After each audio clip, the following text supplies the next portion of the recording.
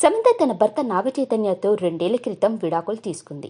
ఇద్దరు తమ సొంత కెరియర్లు మరియు జీవన శైలితో నిమగ్నమై ఉన్నారు. నాగచైతన్య సమంత మళ్ళీ కలుస్తారా అని అభిమానులు ఎదురుచూస్తున్న సందర్భంలో అది అవ్వదమ్మా అని శామ్ తమ పెళ్లి దుస్తులను కొత్త సమిష్టిగా మార్చుకుంది.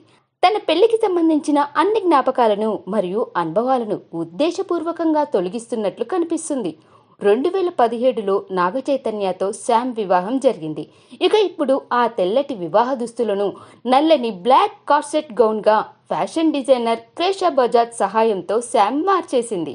డిజైనర్ క్రేషా బజాజ్ కొత్త డిజైన్ను క్యాప్షన్తో పంచుకున్నారు.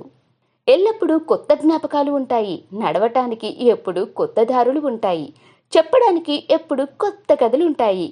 మా ముద్దుగుమ్మ సమంతతో కలిసి పనిచేయడం మాకు చాలా నచ్చింది.